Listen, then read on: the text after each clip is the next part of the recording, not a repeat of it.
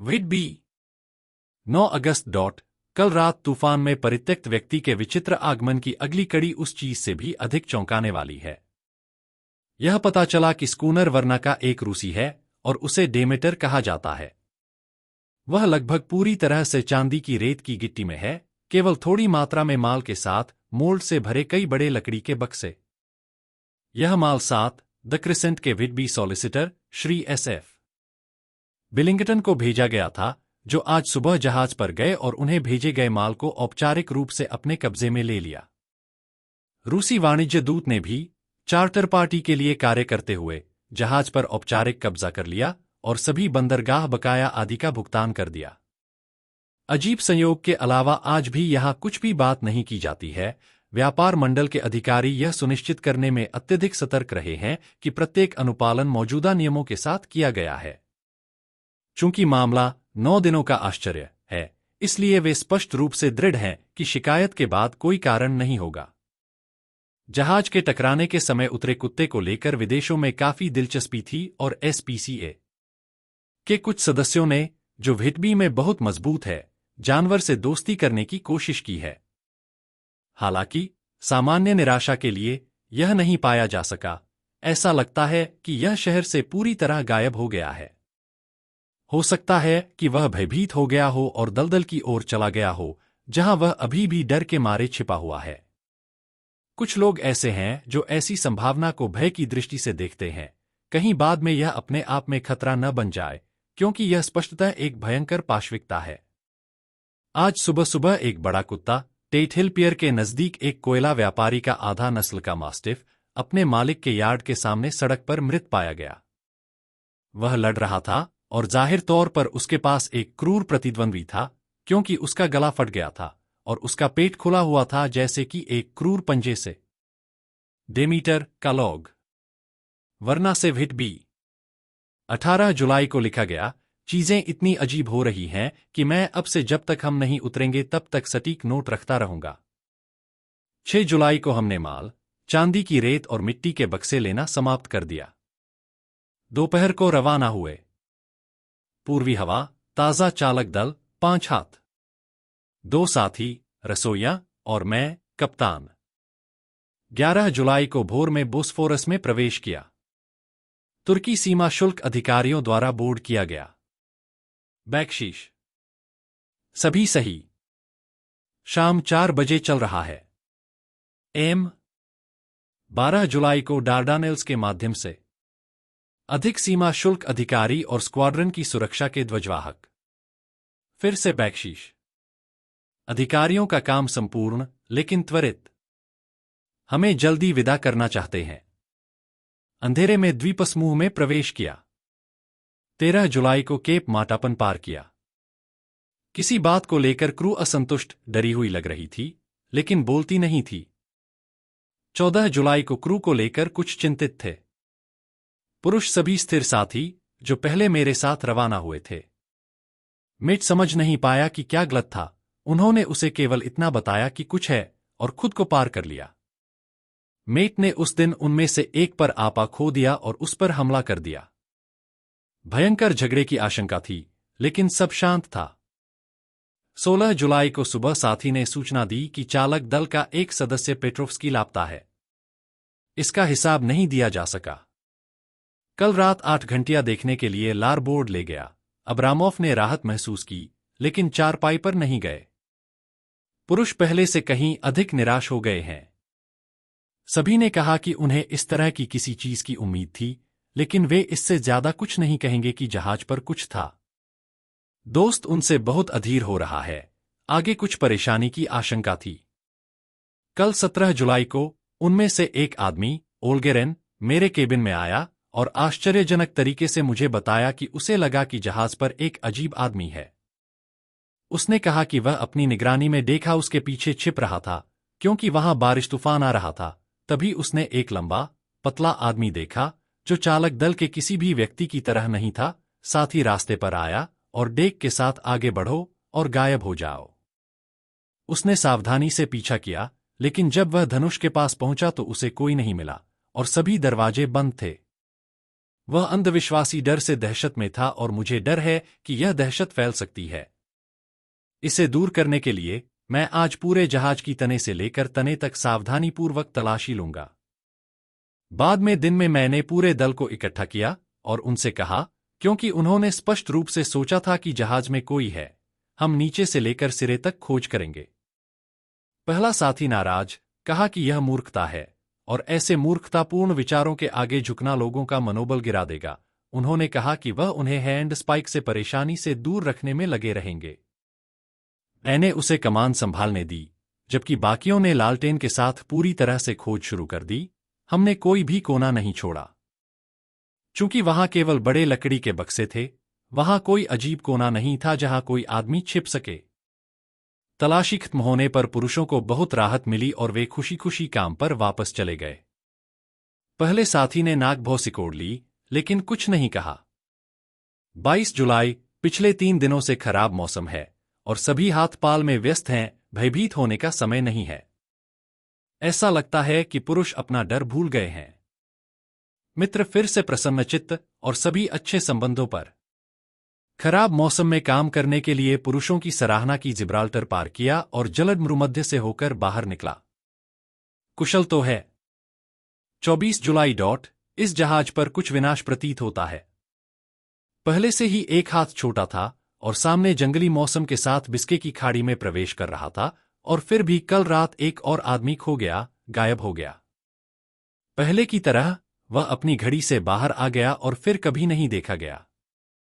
सभी पुरुष भय से घबराए हुए हैं।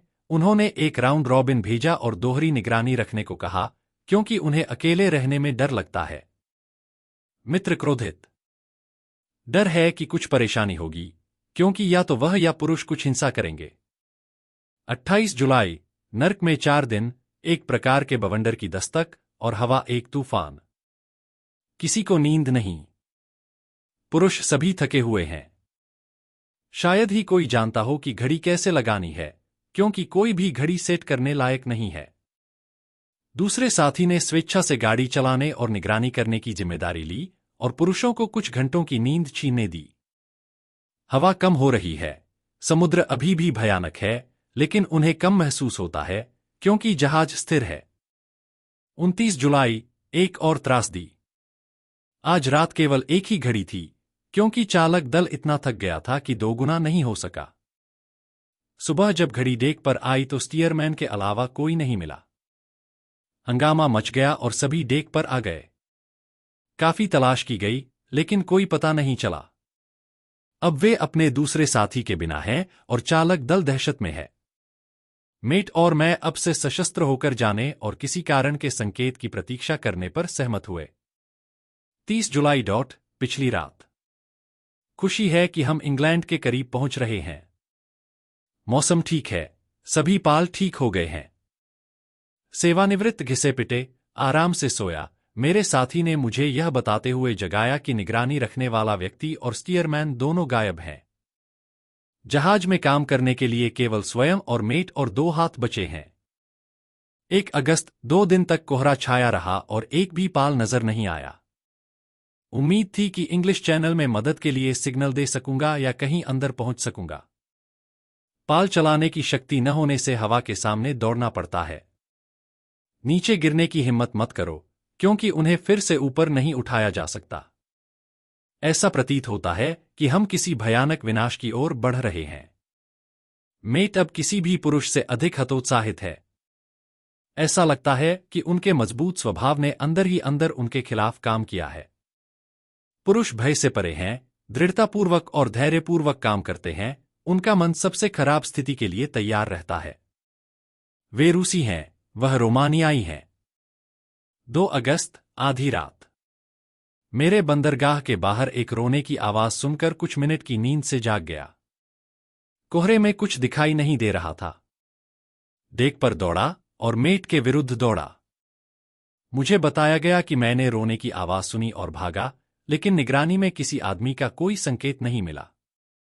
एक और चला गया। भगवान, हमारी मदद करो।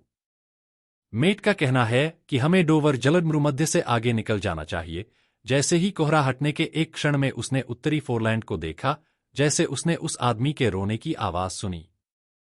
यदि ऐसा है तो हम अब उत्तरी सागर में हैं और केवल भगवान ही हमें कोहरे में मार्गदर्शन कर सकते हैं, जो हमारे साथ चलता हुआ प्रतीत होता है, और ऐसा प्रतीत होता है कि परमेश्वर ने हमें त्याग दिया है। 3 अगस्त आधी रात को मैं गाड़ी चला रहे आदमी को राहत देने गया, और जब मैं वहां पहुंचा तो वहां कोई नहीं था। हवा स्थिर थी, और जब हम उसके सामने दौड़े तो कोई उबासी नहीं आई। मुझमें इसे छोड़ने की हिम्मत नहीं हुई, इसलिए दोस्त के लिए चिल्लाया। कुछ सेकंड के बाद वह अपने फलालैन में डेक पर चढ़ गया। वह जंगली आंखों वाला और थका हुआ लग रहा था, और मुझे बहुत डर है कि उसका विवेक जवाब दे गया है। वह मेरे करीब आया और मेरे कान के पास अपना मुंह रखकर कर्कश स्वर में फुसफुसाया, मानो डर रहा हो कि कहीं हवा सुन न ले। यह यहाँ है, मैं इसे अब जानता हूं। कल रात घड़ी पर मैंने उसे देखा, एक आदमी की तरह, लंबा और पतला और भयानक पीला। यह धनुष में था और बाहर देख रहा था। मैं उसके पीछे चला गया और उसे अपना चाकू दे दिया, परंतु चाकू हवा की भांति खाली होकर उसमें से निकल गया, और जैसे ही वह बोला, उसने अपना चाकू उठाया और उसे बेरहमी से अंतरिक्ष में चला दिया। फिर उसने कहा, लेकिन यह यहाँ है, और मैं इसे ढूंढ लूंगा। यह पकड़ में है, शायद उन बक्सों में से एक में। मैं उन्हें एक एक करके खोलूंगा और देखूंगा। आप नेतृत्व का काम करते हैं, और चेतावनी भरी दृष्टि और अपने होठों पर उंगली रखकर वह नीचे चला गया। तेज तेज हवा चल रही थी, और मैं पतवार नहीं छोड़ सका। मैंने उसे टूलचेस्ट और लालटेन के साथ फिर से डेक पर आते और आगे की हैचवे से नीचे जाते देखा। वह पागल है, कठोर है, पागलपन कर रहा है, और उसे रोकने की मेरी कोशिश का कोई फायदा नहीं है। वह उन बड़े बक्सों को नुकसान नहीं पहुंचा सकता, उनका आकार मिट्टी जैसा है, और उन्हें खींचना उतना ही हानिरहित काम है जितना वह कर सकता है। इसलिए मैं यहां रहता हूं, और शीर्ष पर ध्यान देता हूं, और ये नोट्स लिखता हूं। मैं केवल भगवान पर भरोसा कर सकता हूं और कोहरा छंटने तक इंतजार कर सकता हूं। फिर, यदि मैं हवा के साथ किसी बंदरगाह तक नहीं जा सकता, तो मैं पाल काट दूंगा और पास ले जाऊंगा और मदद के लिए संकेत दूंगा। यह अब लगभग खत्म हो चुका है। जैसे ही मैं उम्मीद करने लगा था कि साथी शांत होकर बाहर आ जाएगा, क्योंकि मैंने उसे पकड़ में रखी किसी चीज को गिराते हुए सुना था, और काम उसके लिए अच्छा है, तभी दरवाजे के पास अचानक चौंका देने वाली चीख सुनाई दी, जिससे मेरा खून बहने लगा ठंडा, और डेक पर वह ऐसे आया जैसे बंदूक से गोली चलाई गई हो, एक क्रोधित पागल। उसकी आंखें घूम रही थीं और उसका चेहरा डर से ऐंठा हुआ था। मुझे बचाओ! मुझे बचाओ! वह रोया, और फिर कोहरे की चादर पर चारों ओर देखा। उसका भय निराशा में बदल गया, और स्थिर स्वर में उसने कहा, बेहतर होगा कि आप भी आ जाते, कप्तान, इससे पहले कि बहुत देर हो जाए। वह वहां है। मुझे अब रहस्य पता चल गया है। समुद्र मुझे उससे बचाएगा, और बस यही बचा है। इससे पहले कि मैं कुछ कह पाता या उसे पकड़ने के लिए आगे बढ़ पाता, वह दीवार पर उछला और जानबूझकर खुद को समुद्र में फेंक दिया। मुझे लगता है कि अब मुझे भी इसका रहस्य पता चल गया है। इसी सिरफिरे ने एक एक करके उन आदमियों से छुटकारा पा लिया था और अब खुद उनके पीछे पड़ गया है। भगवान मेरी मदद करो! जब मैं बंदरगाह पहुंचूंगा तो मैं इन सभी भयावहताओं का हिसाब कैसे दूंगा? जब मैं बंदरगाह पहुंचूंगा, क्या ऐसा कभी होगा? 4 अगस्त अभी भी कोहरा, जिसे सूर्योदय भेद नहीं सकता। मुझे पता है कि सूर्योदय होगा क्योंकि मैं एक नाविक हूं, अन्यथा क्यों नहीं जानता हूं। मैंने नीचे जाने की हिम्मत नहीं की, मैंने पतवार छोड़ने की हिम्मत नहीं की, इसलिए मैं पूरी रात यहीं रुका, और रात के अंधेरे में मैंने उसे देखा, उसे। भगवान ने मुझे माफ कर दिया, लेकिन मेरे साथी का पानी में कूदना सही था। मनुष्य की तरह मरना बेहतर था, नीले पानी में नाविक की तरह मरने पर कोई भी व्यक्ति आपत्ति नहीं कर सकता। लेकिन मैं कप्तान हूं और मुझे अपना जहाज नहीं छोड़ना चाहिए। लेकिन मैं इस पिशाच या राक्षस को चकित कर दूंगा, क्योंकि जब मेरी ताकत खत्म होने लगेगी तो मैं अपने हाथों को पहिए से बांध दूंगा, और उनके साथ साथ मैं उसे भी बांध दूंगा जिसे वह इसे छूने की हिम्मत नहीं करेगा, और फिर, चाहे अच्छी हवा हो या बुरी, मैं अपनी आत्मा और एक कप्तान के रूप में अपना सम्मान बचाऊंगा। मैं कमजोर होता जा रहा हूं और रात करीब आ रही है। यदि वह मुझे फिर से देख सके तो मेरे पास कार्रवाई करने का समय नहीं होगा। यदि हम बर्बाद हो गए तो शायद यह बोतल मिल जाए और जो इसे ढूंढे वे समझ सकें, यदि नहीं, ठीक है, तो सभी लोग जान जाएंगे कि मैं अपने भरोसे पर खरा रहा हूं। भगवान और धन्य वर्जिन और संत अपना कर्तव्य निभाने की कोशिश कर रहे एक गरीब अज्ञानी आत्मा की मदद करते हैं। निसंदेह फैसला खुला था। पेश करने के लिए कोई सबूत नहीं है और यह कहने वाला अब कोई नहीं है कि उस व्यक्ति ने स्वयं हत्याएं की या नहीं। यहां के लोग लगभग सार्वभौमिक रूप से मानते हैं कि कैप्टन केवल एक नायक है और उसका सार्वजनिक अंतिम संस्कार किया जाना चाहिए। पहले से ही यह व्यवस्था की गई है कि उसके शरीर को नावों की एक ट्रेन के साथ एक टुकड़े के लिए एस्क तक ले जाया जाएगा और फिर टेट हिल पियर और एब्बी सीढ़ियों तक वापस लाया जाएगा, क्योंकि उसे चर्च के प्रांगण में चट्टान पर दफनाया जाएगा। 100 से अधिक नावों के मालिकों ने पहले ही कब्र तक उसके साथ जाने की इच्छा रखते हुए अपने नाम दे दिए हैं। महान कुत्ते का अब तक कोई निशान नहीं मिला है, जिस पर बहुत शोक है, क्योंकि वर्तमान स्थिति में जनता की राय के साथ मेरा मानना है कि उसे शहर द्वारा अपनाया जाएगा।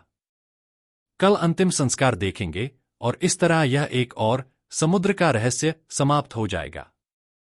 मीना मरे का जर्नल। 8 अगस्त। लूसी पूरी रात बहुत बेचैन रही और मैं भी सो नहीं सका। तूफान भयावह था और जैसे ही यह चिमनी बर्तनों के बीच जोर से उछला, इसने मुझे कंपा दिया। जब एक तेज कश आया तो ऐसा लगा मानो कोई दूर की बंदूक हो। अजीब बात है, लूसी नहीं जागी, लेकिन वह 2 बार उठी और अपने कपड़े पहने। सौभाग्य से हर बार मैं समय पर जाग गया और उसे जगाए बिना उसके कपड़े उतारने में कामयाब रहा और उसे वापस बिस्तर पर ले आया। यह एक बहुत ही अजीब बात है, यह नींद में चलना, क्योंकि जैसे ही उसकी इच्छा किसी भी शारीरिक तरीके से विफल हो जाती है, उसका इरादा, यदि कोई हो, गायब हो जाता है और वह खुद को लगभग अपने जीवन की दिनचर्या के अनुसार समर्पित कर देती है। सुबह सुबह हम दोनों उठे और यह देखने के लिए बंदरगाह पर गए कि रात में कुछ हुआ था या नहीं। वहां बहुत कम लोग थे और हालांकि सूरज उज्ज्वल था और हवा साफ और ताज़ा थी, बड़ी गंभीर दिखने वाली लहरें, जो खुद अंधेरी लग रही थीं क्योंकि उनके ऊपर जो झाग था वह बर्फ की तरह था, खुद को संकीर्ण मुंह से अंदर जाने के लिए मजबूर कर रहा था बंदरगाह का, जैसे कोई बदमाशी करने वाला आदमी भीड़ के बीच से जा रहा हो। किसी तरह मुझे खुशी हुई कि जोनाथन कल रात समुद्र पर नहीं, बल्कि जमीन पर था। लेकिन, ओह, क्या वह जमीन पर है या समुद्र पर? वह कहाँ है और कैसे? मैं उसके बारे में भयभीत होकर चिंतित हो रहा हूं। यदि मैं केवल यह जानता कि क्या करना है और कुछ भी कर सकता। 10 अगस्त। आज गरीब समुद्री कप्तान का अंतिम संस्कार अत्यंत मार्मिक था। ऐसा लग रहा था कि बंदरगाह में हर नाव मौजूद थी और ताबूत को कप्तानों द्वारा टेट हिल पियर से लेकर चर्चयार्ड तक ले जाया गया था। लूसी मेरे साथ आई और हम जल्दी ही अपनी पुरानी सीट पर चले गए, जबकि नावों का जत्था नदी से वियाडक्ट तक गया और फिर नीचे आया। हमें बहुत सुंदर दृश्य दिखा और हमने लगभग पूरे रास्ते जुलूस देखा। उस बेचारे को हमारी सीट के बिल्कुल पास लिटाया गया ताकि समय आने पर हम उस पर खड़े होकर सब कुछ देख सकें। बेचारी लूसी बहुत परेशान लग रही थी। वह हर समय बेचैन और असहज रहती थी और मैं यह सोचे बिना नहीं रह सकता कि रात में उसका सपना उस पर क्या प्रभाव डाल रहा है।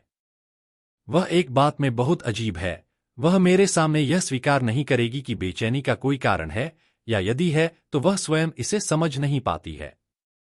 एक अतिरिक्त कारण यह है कि बेचारे बूढ़े मिस्टर स्वेल्स आज सुबह हमारी सीट पर मृत पाए गए। उनकी गर्दन टूटी हुई थी। जैसा कि डॉक्टर ने कहा, वह स्पष्ट रूप से किसी प्रकार के डर से अपनी सीट पर वापस गिर गया था, क्योंकि उसके चेहरे पर डर और भय का भाव था जिसे देखकर उन लोगों कांपना शुरू हो गया था। बेचारा प्रिय बूढ़ा आदमी। शायद उसने मौत को अपनी बुझती आंखों से देखा था। लूसी इतनी प्यारी और संवेदनशील है कि वह अन्य लोगों की तुलना में प्रभावों को अधिक तीव्रता से महसूस करती है। अभी वह एक छोटी सी बात से काफी परेशान थी जिस पर मैंने ज्यादा ध्यान नहीं दिया, हालांकि मैं खुद जानवरों से बहुत प्यार करता हूं। नावों की तलाश में अक्सर यहां आने वाले लोगों में से एक का पीछा उसका कुत्ता करता था। कुत्ता हमेशा उसके साथ रहता है। वे दोनों शांत व्यक्ति हैं और मैंने कभी उस आदमी को क्रोधित नहीं देखा, नहीं कुत्ते को भौंकते हुए सुना। सेवा के दौरान कुत्ता अपने मालिक के पास नहीं आता था, जो हमारे साथ वाली सीट पर था, बल्कि भौंकते और चिल्लाते हुए कुछ गज की दूरी पर रहता था।